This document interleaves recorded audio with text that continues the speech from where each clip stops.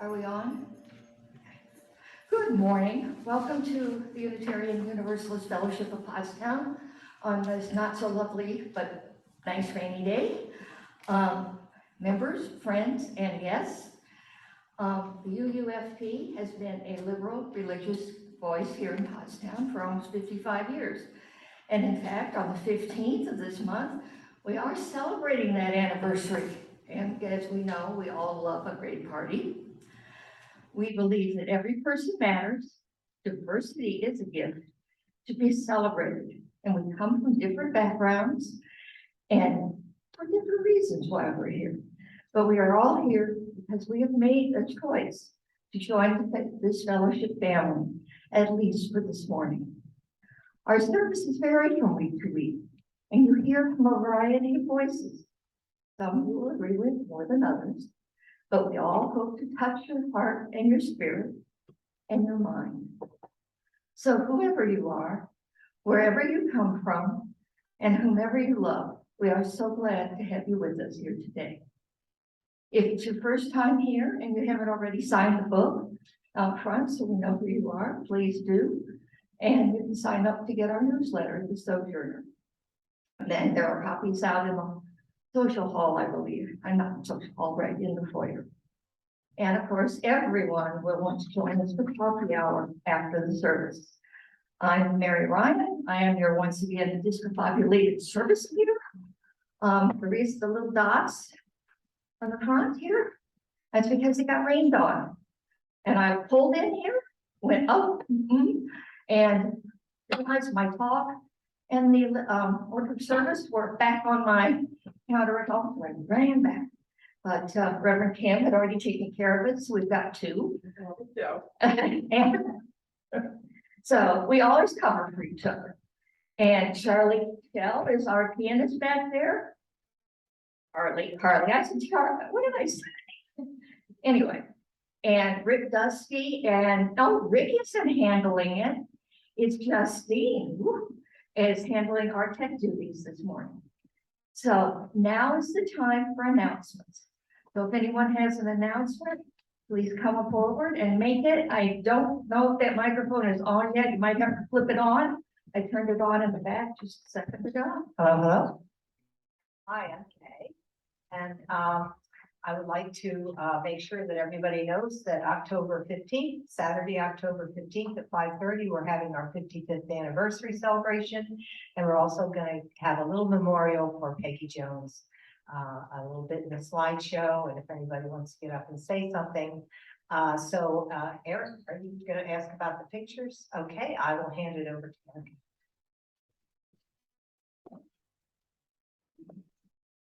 So I'm putting together the slideshow for the party, and I brought my computer. If anybody has some sticks or wants to download pictures from their phone or whatever. The last day I'm taking pictures is this Friday, because Saturday all day I'm going to be working on the presentation. So if you want to email or have some other arrangement. I'm really excited about collecting pictures because not only will they be used for the presentation, but they'll also be for posterity. We'll keep them on our network and anything I'm used for anything in the future. Thanks.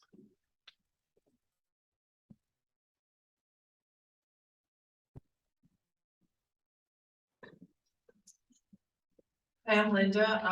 I just want to remind everyone that next Sunday we will have a fairly brief, hopefully, town hall meeting after the services. The board wanted to hold this because we're looking at making some financial investments that we didn't necessarily propose at the annual congregational meeting. There's no voting. It's just we want to get perspective and input before we move forward. So if you can make it, we appreciate you attending the town hall meeting starting next Sunday.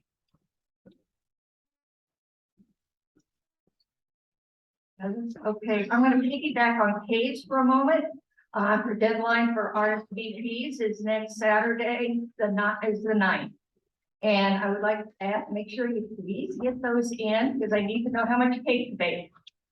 I'm gonna make the same cake I made for Peggy's 90th birthday, chocolate with raspberry icing. And since we're honoring her as well, I thought that would be very appropriate. Please see me if you're gluten-free, and we'll see what we can come up with as an alternative, so you're not left out. Our chalice lighting is being done by Alan this morning because they decided. Oh, sorry.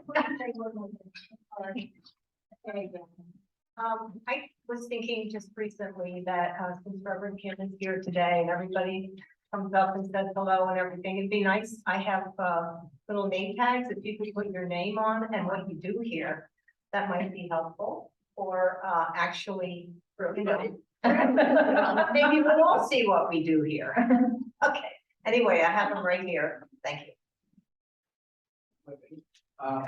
So, as Faith said, I was running around, but if you haven't heard this, take a look at the social area, courtesy, I'm sure, of Mary, and Sue.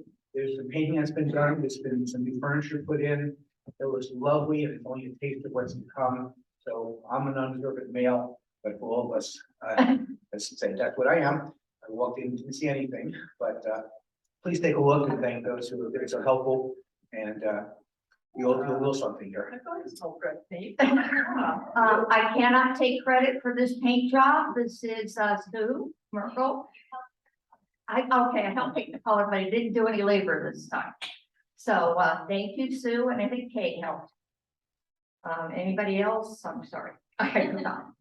All right, now Alan, who he and Linda decided discretion was better part of valor and did not fly to South Carolina and go into a hurricane. Our chalice lighting is belonging for our whole selves by the Reverend Scott Taylor. May the flame we now kindle light the path back to our center, back to that place of belonging again to our deepest self. And may our chalice remind us that we are held, welcomed, and whole, without the need to hide a single piece of or part of who we are. Okay, Reverend Kim Wilson sitting here, and she remembered to ask something else, is joining us again today. She's a lifelong Unitarian Universalist who graduated with a Master's of Divinity from Moravian Technological Seminary in 2000 and ordained in 2001. She served at a UU Society in Connecticut and out at the other UUFP, Unitarian Fellowship, Unitarian Universalist Fellowship of the Poconos in Stroudsburg. She just started a half-time minister for the UU of Central Delaware in Dover. She has served also at the regional and national levels. From 2019 to 2021, she chaired the National UU Ministers Association Guidelines Ethics Committee. She has also served the local Priestley Kingsbury chapter of the UU Ministers Association as secretary and president. So thank you, Kim, for joining us, putting up with my little this morning kerfuffle. So I look forward to hearing your concern. Thank you so much.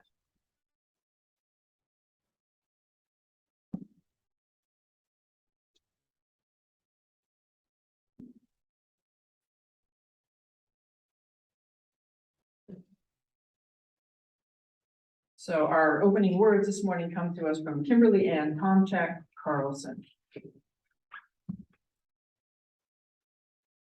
is not by chance that you arrived here today. You've been looking for something larger than yourself. Inside of you, there's a yearning, a calling, a hope for more, a desire for a place of belonging and caring. Through your struggles, someone nurtured you into being, instilling a belief in a shared purpose, a common yet precious resource that belongs to all of us when we share. And so you began seeking a beloved community, a people that does not put fences around love, a community that holds its arms open to possibilities of love, a heart home to nourish your soul and share your gifts. Welcome. Come, let us worship together. And let us join in singing in our teal hymnals. Hymn number 1007, There's a River Flowing in My Soul.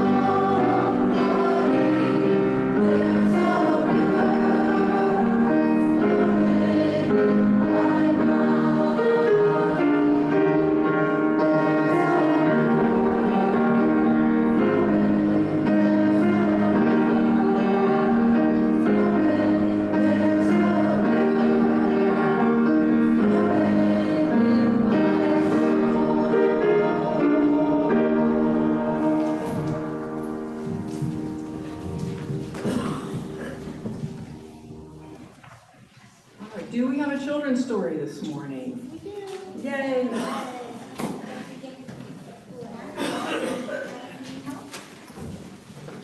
we have pictures for the children's story?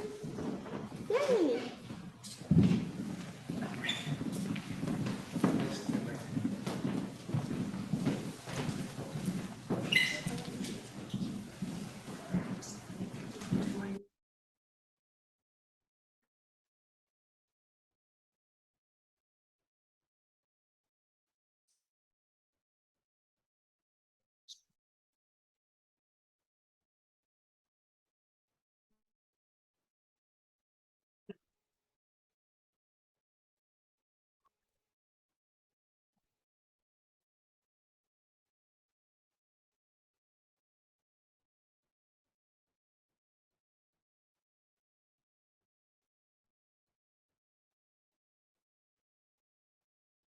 Good morning.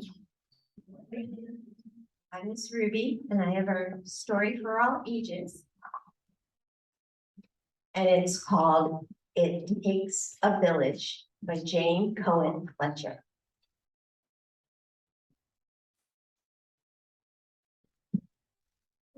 Thank you for being patient.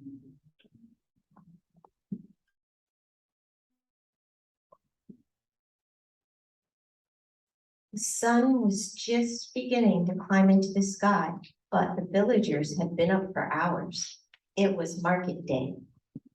Yemeni, Mama said, you must take care of your little brother today while we're at the market. I will be too busy selling our mangoes. Come, Coco, Yemi said. I will watch you today, all by myself. All by yourself? Mama asked and smiled at what Yemi said. Mama knew better. Mama picked up the mangoes. Yummy picked up Coco. She felt very grown up as she walked out of the family compound besides Mama.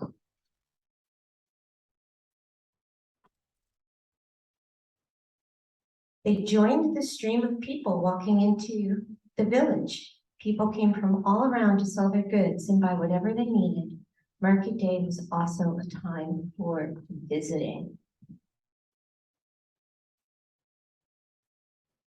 The greetings started the moment they stepped onto the paths into town. Hello, how are you? How is your family?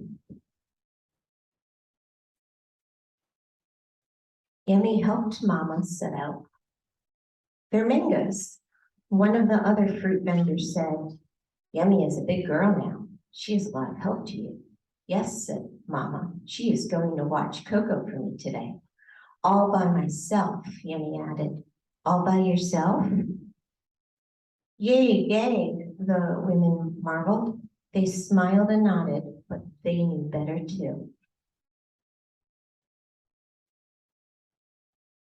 When the mangoes were all in neat piles, Yummy asked if she and Coco could take a look around the market. Mama said, yes, but don't be gone too long. And now I think we all know what happens, right? Yummy had not walked very far when Coco became restless. He must be hungry, she said. She set him down for just 1 minute so that she could buy some peanuts, and Coco wandered off. Oh no. Joe, Yummy cried when she turned around and discovered Coco was gone. She put the peanuts in her pocket. Joe must be African for oh no or oh my. And she hurried off to find him. Where could he have gone, she said. As Yummy searched for him, she began to worry. Coco must be hungry. But he was not. Coco must be thirsty. But he was not. Coco must be frightened. But he was not. Coco must be hot. But he was not. Coco must be tired. But he was not.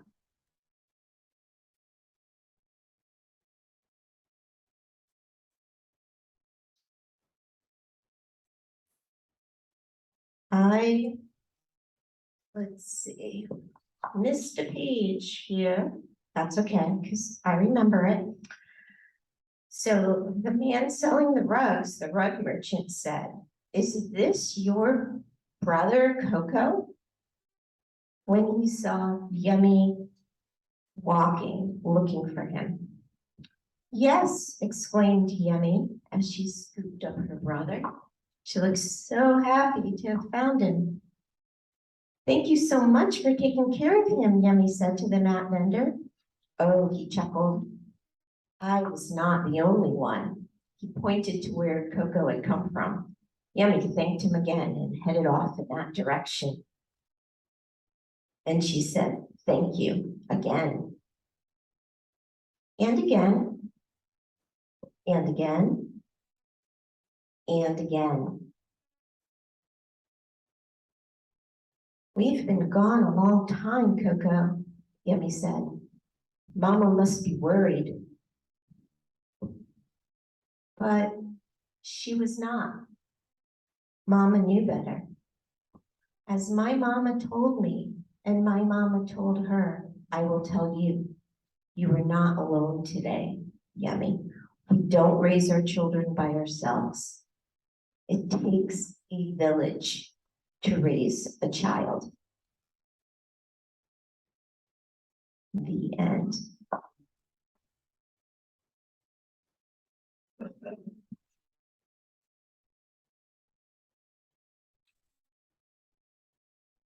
you so much, Miss Ruby. That was just a perfect story for this morning.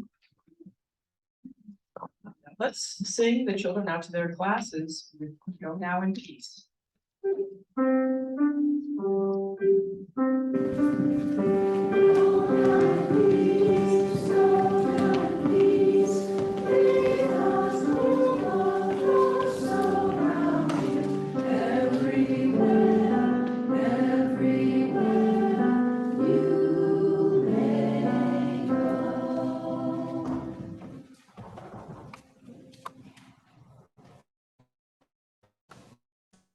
We're going to enter into a time of meditation now.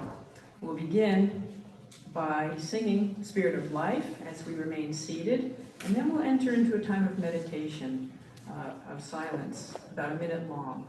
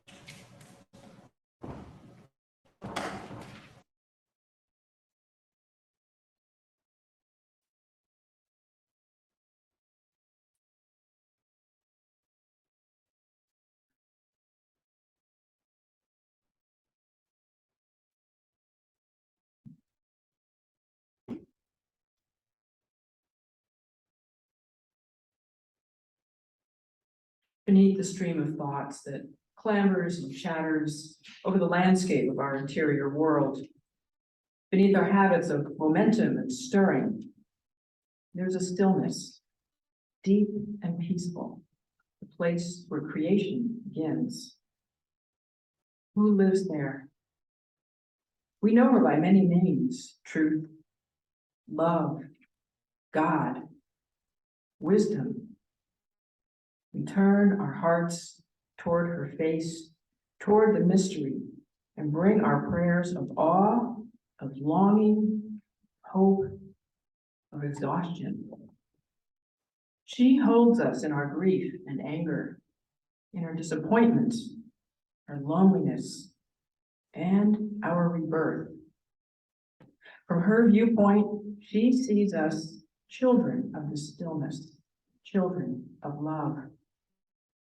She sees our place in the order of things, joined together in the larger story, and she invites us again and again into living, invites us into loving, invites us into being loved. May we be restored to wholeness and blessed with peace. May all those whom we encounter receive this blessing to our being in the world. May it be so.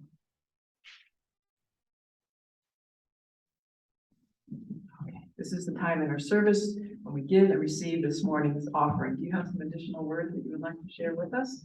All right.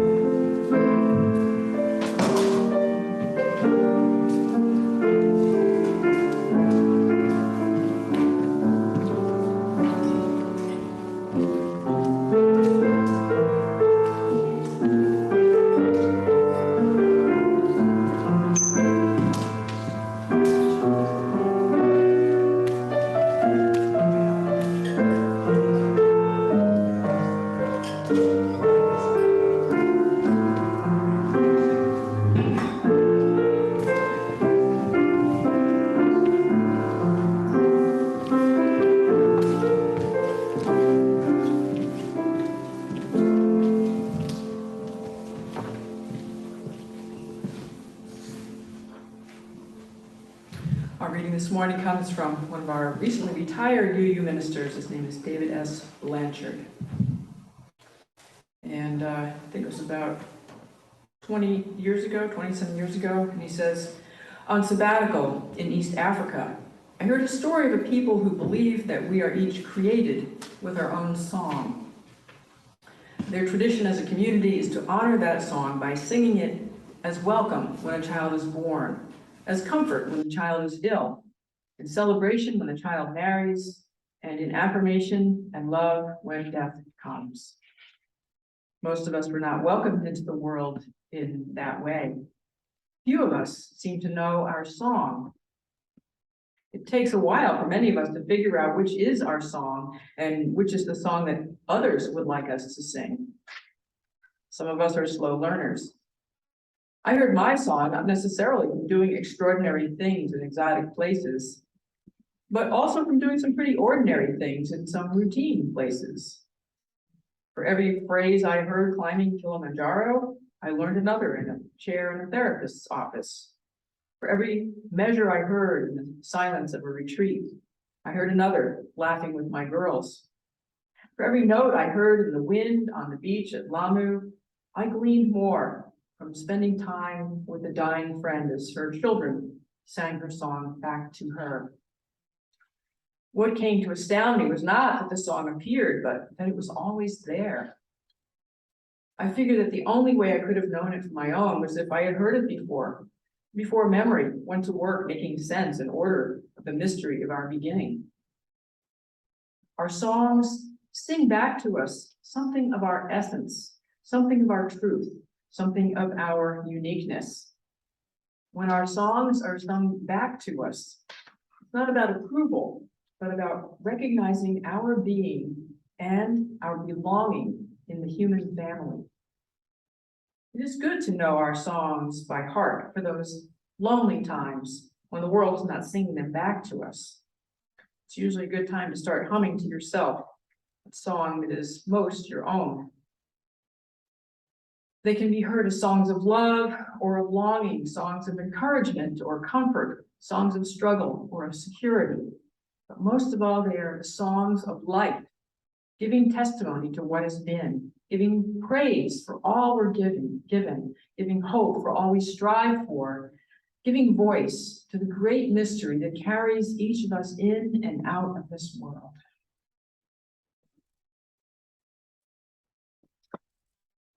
And let's turn in our gray hymnals to hymn number 305, De Colores.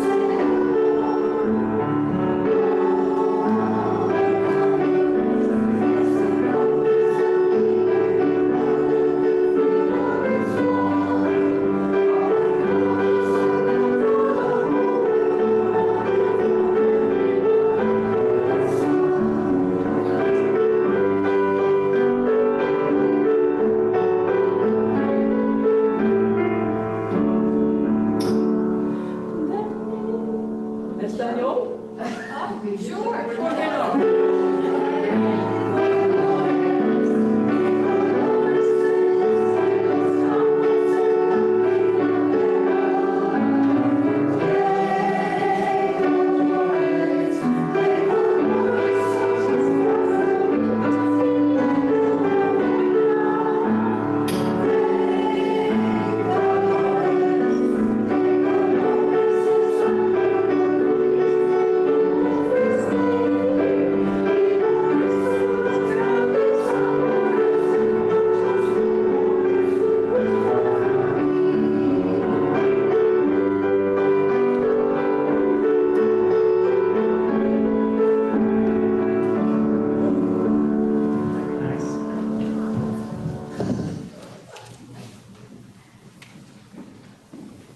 I think the choir practiced that. Nice. So I'd like to begin this morning by asking us to do a short visualization. So I invite you to close your eyes if you'd like to. And let's just try this. Let's visualize ourselves as our own ancestors. Not the ones we remember, but the ones way, way back, say 10,000 years ago.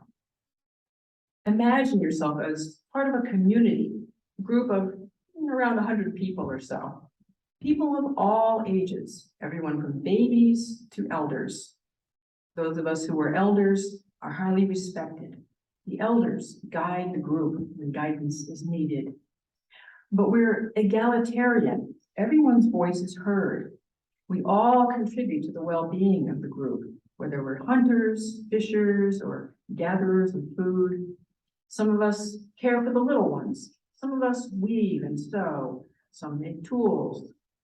When food is brought back to the community, we share according to what each family, each person needs. We live on land that we have always lived on. We live in gratitude for all that the earth gives to us and all it has to teach us about life, about how to live in a way that is good and right, in harmony with nature. This is our spirituality. We live it in each moment. We often live in harmony with each other, but of course, being human, we have our disagreements. We always work them out, though, because we depend upon each other for our own survival and for the common good of our community. We belong to our community, no matter what, and our community belongs to us. It's a place where we know we will always be loved and cared for. And now let's return to our present day selves. You know, I hadn't really thought too much about this until recently, but every single one of us has ancestors who lived in indigenous communities long ago, somewhere in the world. Our ancestors' cultures were rich, complex, and strong. Life was not idyllic, free from discord or difficulty. There were lean times, but there were other times of great abundance, celebration, and joy. The big shift came with agriculture, and with it, a population explosion. Essentially, this is what led to large invasions and colonization of the lands of the remaining indigenous peoples. Today, indigenous cultures all over the world are threatened, and many of them are disappearing. The vast majority of us living today are descendants of colonizers, and some are diaspora descendants of those who were colonized, all of us living in a colonizer society. What does this mean for our sense of belonging and identity? For the 95% of us in the world who are non-indigenous, and even for some of us who are, we have lost our original connection to the land of our ancestors. And we've lost the tightly knit community where the well-being of one meant the well-being of all.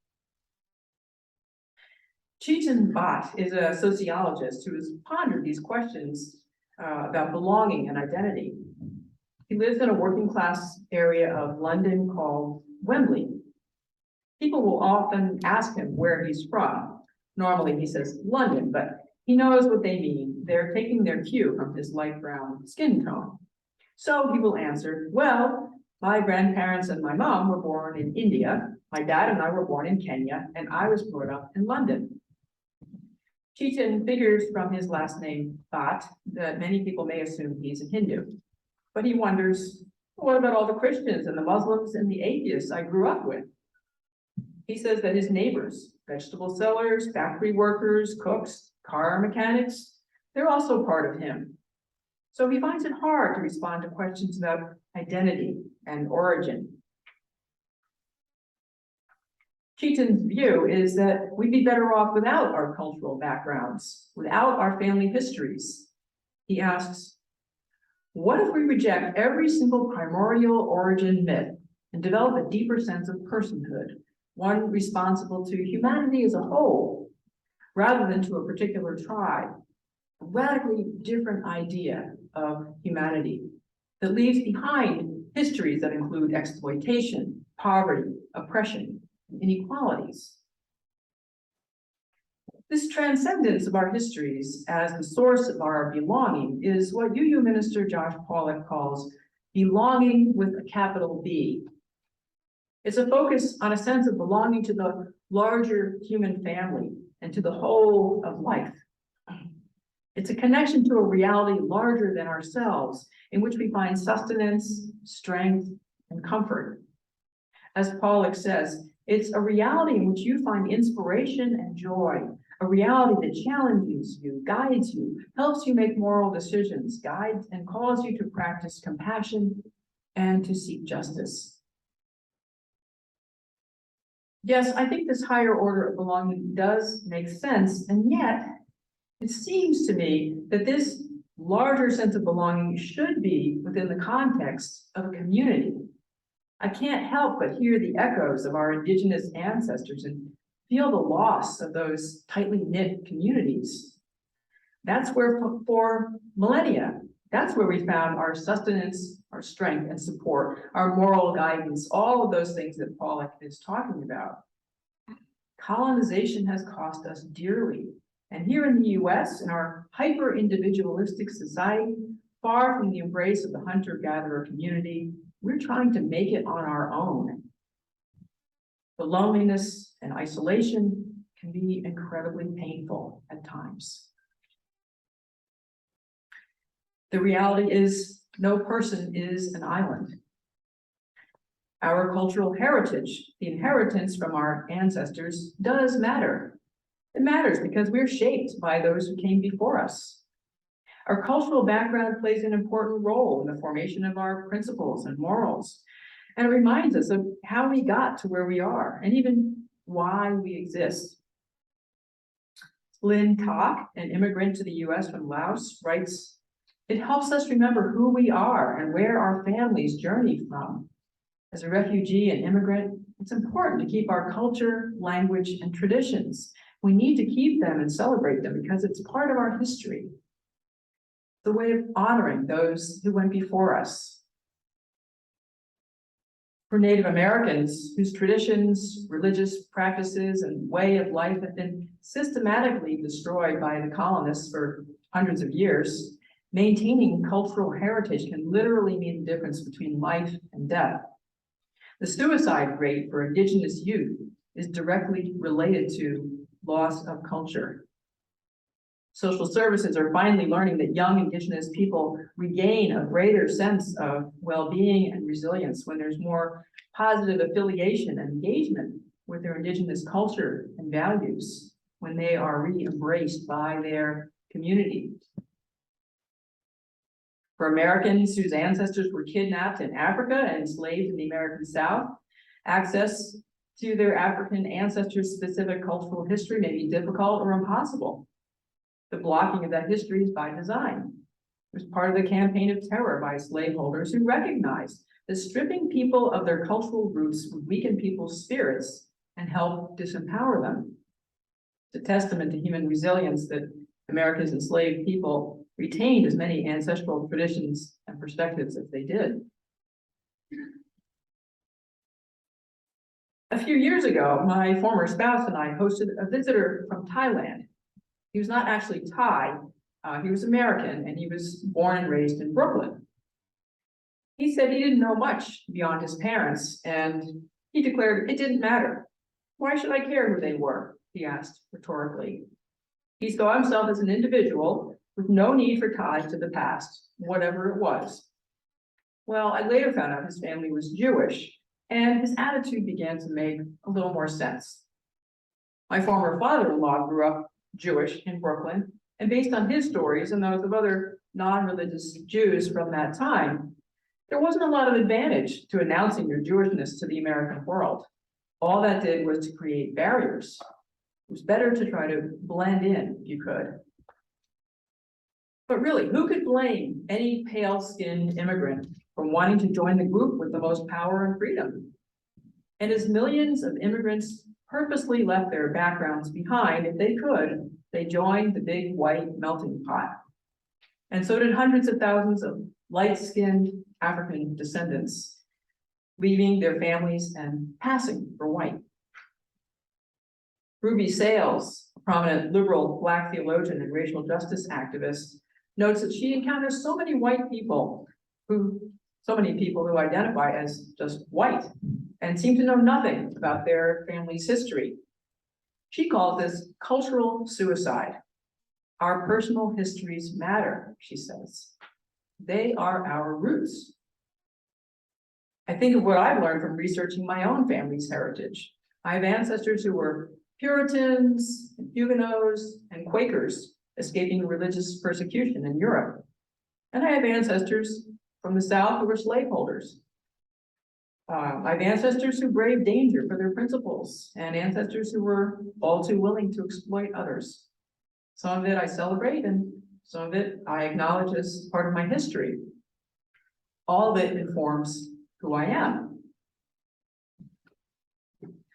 A sense of belonging to a cultural group and connection to our ancestors has value. It imbues us with its traditions, wisdom, and its values. And religious groups, for some, being part of a religious community is an experience that connects us profoundly with our values and morals and enables us to support each other in living in accordance with those values. Being part of a homogeneous group has its benefits, but it isn't necessarily enough in today's multicultural world. The downside of groups in general is that they can focus on likeness and similarity. They may frown on and discourage difference or the discussing of difference. And at their worst, groups can use their cultural or religious identity to claim power over others, sometimes in horrible ways.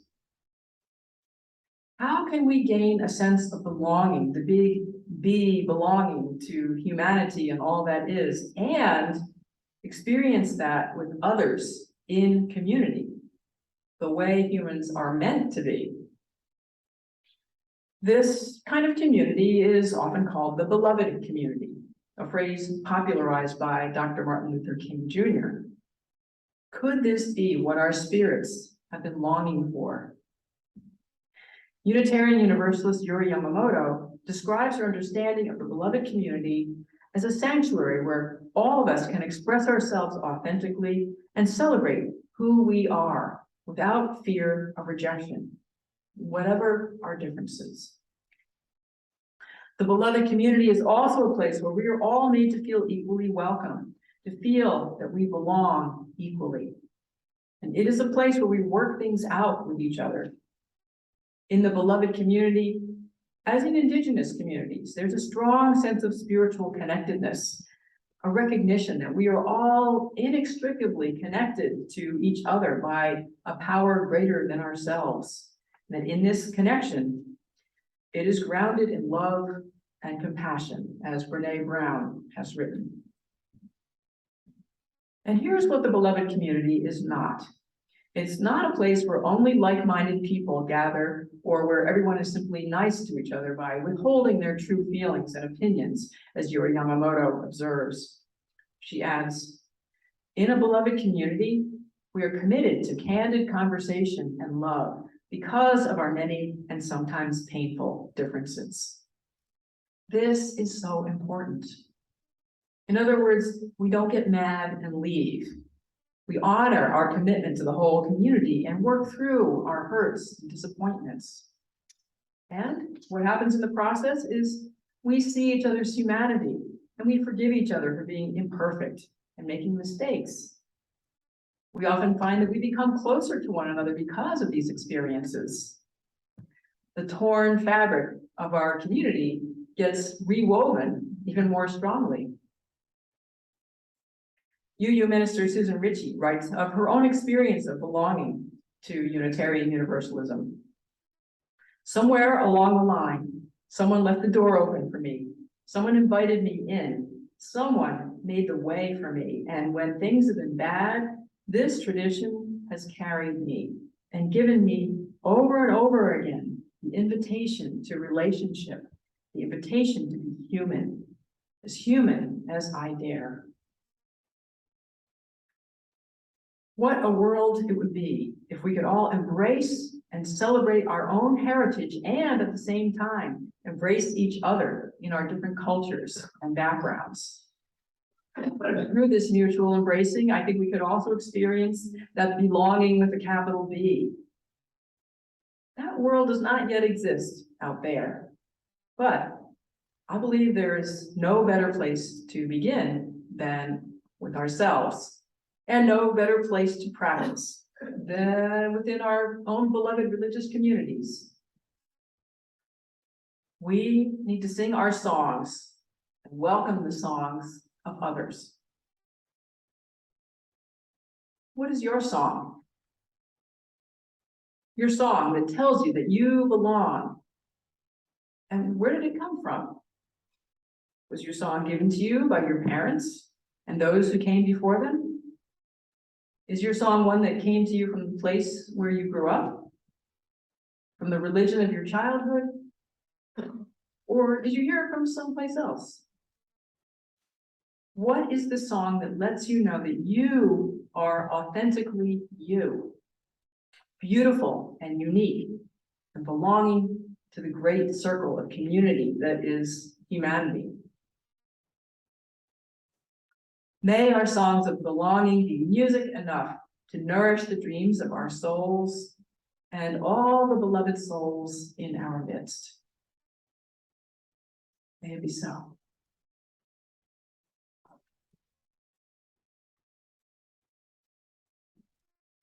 Our closing hymn this morning is number 323 in our great hymnals, Break Not the Circle.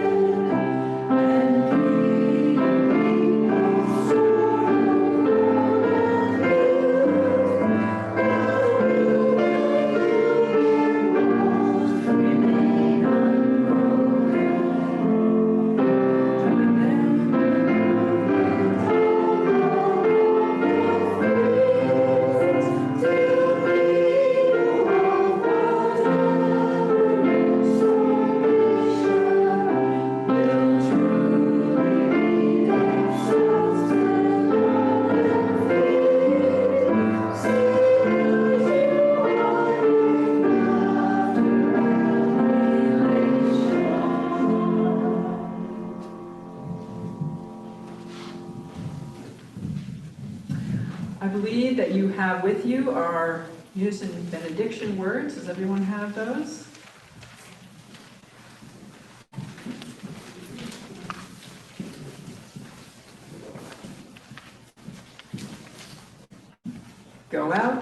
into the world in peace.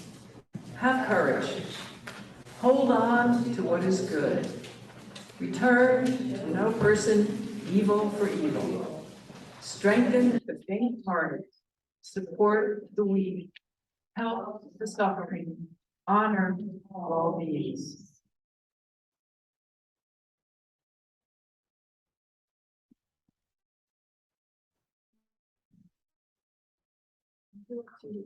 Our child's this morning, Mary.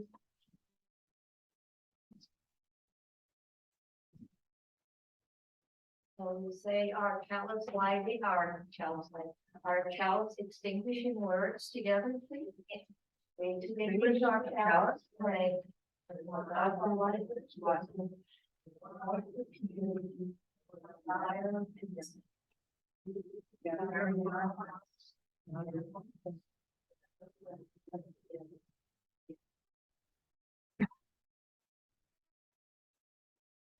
All right, and our Zoom service is complete. And we're going to transition into our joys and concerns.